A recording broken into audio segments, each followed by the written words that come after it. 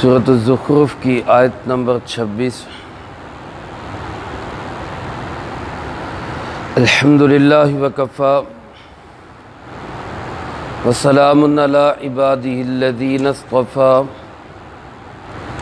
خصوصا علی سید الرسل وخاتم الانبیاء وعلی آلہ واصحابہ الاتقیاء اما بعد فاعوذ باللہ من الشیطان الرجیم بسم اللہ الرحمن الرحیم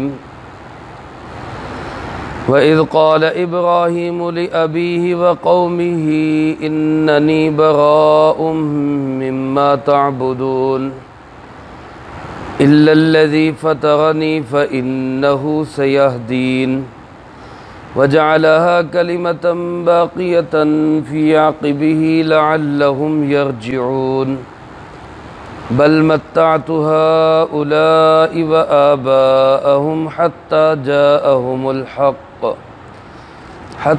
جَاءَهُمُ الْحَقُّ وَرَسُولٌ مُّبِينٌ وَلَمَّا جَاءَهُمُ الْحَقُّ قَالُوا هَذَا سِحْرٌ وَإِنَّا بِهِ كَافِرُونَ۔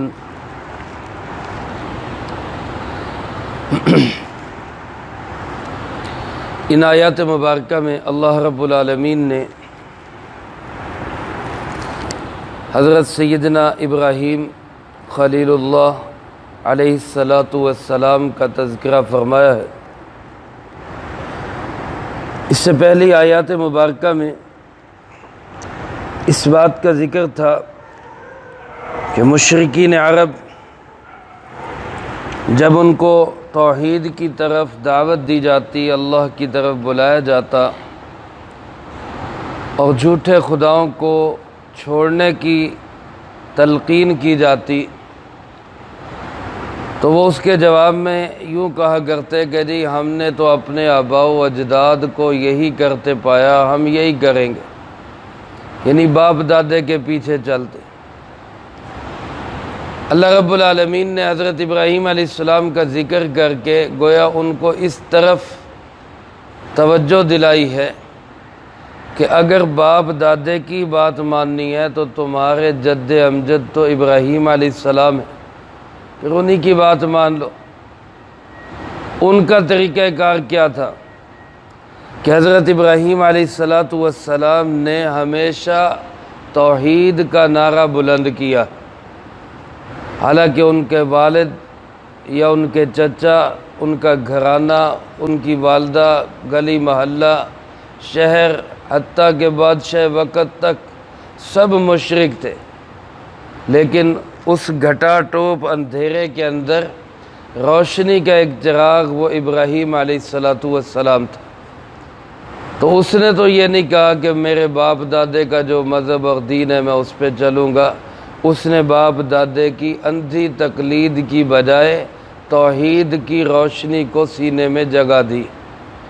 تو اگر تم یہی کہتے ہو کہ ہم نے اپنے باپ دادے کے پیچھے چلنا ہے تو ابراہیم علیہ السلام کی طرح چلو، کیونکہ عرب کے مشرک ایک طرف شرک کرتے اور دوسری طرف دعویٰ یہ کرتے کہ ہم ابراہیمی ہیں۔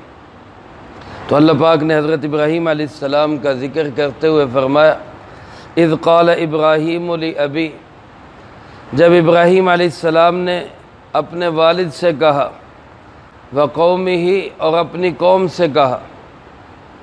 بعض علماء فرماتے کہ حضرت ابراہیم علیہ السلام کے والد کا نام آزر ہے، قرآن کریم میں بھی دوسری جگہ موجود ہے۔ بعض فرماتے کہ آزر لقب ہے، نام طارق ہے۔ بعض حضرات فرماتے ہیں کہ یہ ابی سے مراد باپ نہیں بلکہ چچا ہے، لیکن کوئی بھی بات ہو، کہنے کا مقصد یہ ہے کہ گلی محلہ، شہر، سوسائٹی، ماحول سب مخالف تھا، لیکن اس ماحول میں ابراہیم علیہ السلام نے کیا آواز اٹھائی کہ اننی براء مما تعبدون، جن کی تم عبادت کرتے ہو میرا ان سے کوئی تعلق نہیں، میں ان سے بری ہوں۔ علماء نے لکھا ہے کہ صرف اسلام کو اور دین کو ماننا ضروری نہیں بلکہ غلط دینوں سے برات کا اظہار کرنا یہ بھی ضروری ہے۔ یعنی ایک بندہ کہتا ہے کہ جی میں اسلام کو بھی سچا مذہب سمجھتا ہوں، لیکن میں یہ بھی نہیں کہتا کہ یہودی غلط ہے، میں یہ بھی نہیں کہتا کہ عیسائی غلط ہے، میں یہ بھی نہیں کہتا کہ ہندو غلط ہے، سکھ غلط ہے، وہ بھی ٹھیک ہے، اسلام بھی ٹھیک ہے، تو یاد رکھے اس طرح بندہ مسلمان نہیں کہلاتا۔ جس طرح یہ ماننا ضروری ہے کہ اسلام سچا مذہب ہے، اسی طرح یہ کہنا بھی ضروری ہے کہ باقی ادیان غلط اور جھوٹے دین ہیں، ہمارا ان سے کوئی تعلق نہیں۔ اگر کوئی شخص اس طرح اسلام قبول کرتا ہے کہ جی یہ بھی ٹھیک ہے وہ بھی ٹھیک ہے، تو علماء نے لکھے اس کو مسلمان نہیں سمجھا جائے گا۔ مسلمان ہونے کے لیے یہ ضروری ہے کہ اپنا عقیدہ بھی اپنائے اور دوسرے غلط عقیدوں کی بھی نفی کرے۔ یہ جو آج کل آواز اٹھتی ہے نا بین المذاہب ہم آہنگی، یہ اس حد تک تو ٹھیک ہے کہ چلو آپس میں ایک دوسرے کے ساتھ لڑائی جھگڑے کی بجائے امن و آشتی کے ساتھ رہا جائے، لیکن اس اعتبار سے کہ سارے مذہب ٹھیک ہے، یہ بات بالکل غلط ہے، ایسے نہیں چل سکتا۔ حضرت ابراہیم علیہ السلام نے صاف طور پہ کہا کہ جن کی تم عبادت کرتے ہو میرا ان سے کوئی لینا دینا نہیں، میرا ان سے کوئی واسطہ نہیں، میں ان سے بری ہوں۔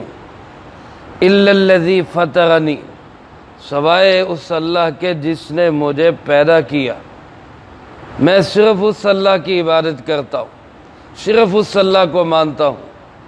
فإنہ سیہدین، یقیناً وہی مجھے راستہ دے گا، وہی میری رہنمائی کرتا ہے۔ بے شک حالات ایسے ہیں کہ ہر طرف شرک ہے، حالات ایسے ہیں کہ سارے ہی مخالف ہیں، حالات ایسے ہیں کہ آواز اٹھانا اور نام لینا بھی گناہ سمجھا جا رہا ہے، لیکن فرمایا کہ میں اس ماحول میں بھی ایک اللہ کا نام لوں گا، مجھے راستہ وہی اللہ دے گا۔ اور فرمایا کہ یہ بات صرف انہوں نے اپنے حد تک نہیں رکھی، وَجَعَلَهَا كَلِمَةً بَاقِيَةً فِي عَقِبِهِ، انہوں نے اسی کلمہ توحید کو باقی رکھا اپنے پیچھے بھی، یعنی اپنی بعد کی نسل کے اندر بھی حضرت ابراہیم علیہ السلام نے اسی کلمے کو برقرار رکھا۔ اس جملے کی، اس آیت کی روشنی میں علماء نے لکھا ہے کہ آدمی کو اپنی اولاد کے عقائد و نظریات کی فکر کرنا یہ بھی لازمی اور ضروری۔ حضرت ابراہیم علیہ السلام کا پہلے پارے کے آخری رکوع میں اللہ پاک نے تذکرہ کیا کہ انہوں نے اپنی اولاد سے بھی پوچھا ما تعبدون من بعدی، میرے بعد کس کی عبادت کرو گے؟ تو انہوں نے کہا نعبدو، ہم عبادت کریں گے اللہ کی، ہم اسی کی عبادت کریں گے جس کی آپ عبادت کرتے رہے۔ تو حضرت ابراہیم علیہ السلام نے گویا ان کے عقیدے اور نظریے کی بھی فکر کی کہ یہ کون سا عقیدہ اپنائیں گے۔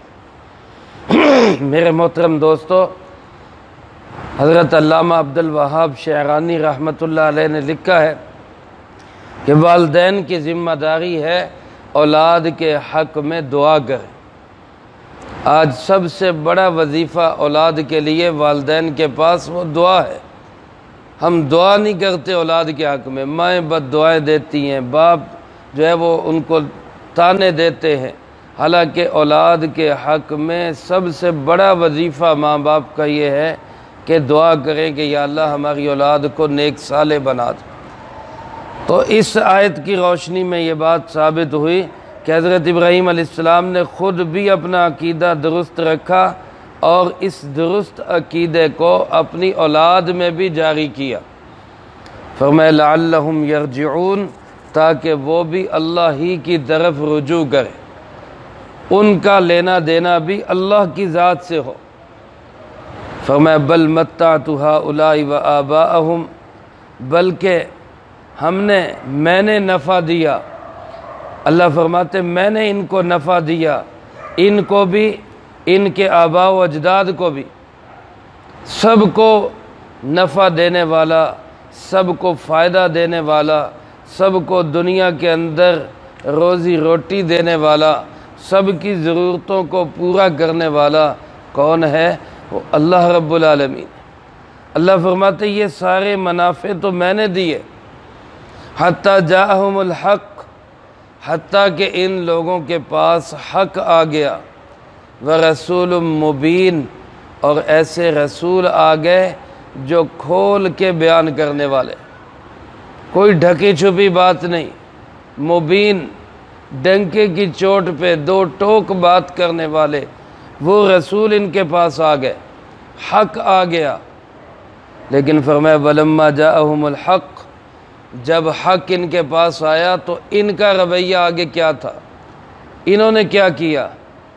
قالوا، یہ کہنے لگے ھذا سحر، یہ حق نہیں ہے، یہ تو جادو ہے، نعوذ باللہ من ذالک۔ ہمارے پیارے آقا جناب محمد کریم صلی اللہ علیہ وسلم کو بھی کافروں نے یہی کہا کہ جناب یہ حق نہیں ہے، یہ تو جادو ہے، اور حضرت ابراہیم علیہ السلام کو بھی یہی جواب دیا گیا، اور ساتھ کیا کہتے ہیں کہ یہ ایسا جادو ہے کہ انا بہ کافرون، ہم اس جادو کا انکار کرتے، ہم نہیں مانتے اس جادو، دھڑلے کے ساتھ اس کی نفی کی۔ تو اللہ پاک اب مشرکین عرب سے پوچھتے ہیں کہ بتاؤ کون سے باپ دادے کے پیچھے چلنا ہے؟ باپ دادے کی تقلید ممنوع نہیں ہے، لیکن ایسی اندھی تقلید کہ باپ دادے جہنم کے گڑھے میں جا رہے ہوں اور ہم بھی کہیں کہ جی ہم نے ان کے پیچھے ہی جانا ہے، یہ اندھی تقلید قرآن اس سے روکتا ہے۔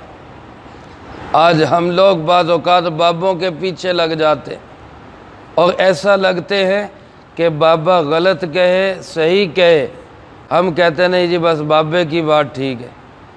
بزرگوں کی بات، بابوں کی بات تسلیم ضرور ماننی چاہیے، لیکن وہاں تک جہاں تک قرآن و سنت کے مطابق ہو، اور جہاں قرآن و سنت کے مخالف ہو تو پھر ایک مسلمان کا کام یہ ہے کہ پھر وہ ان بابوں کو چھوڑ دے اور اللہ اور اللہ کے رسول صلی اللہ علیہ وسلم کو سینے سے لگائے، یہ حق ہے۔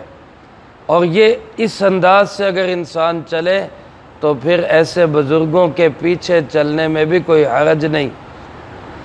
میرے محترم دوستو، آج کل ہم نے بزرگوں کی درگاہوں کو بھی نعوذ باللہ شرک کے اڈے بنا لی، جو بزرگوں کی تعلیمات کے ہی سراسر خلاف ہے۔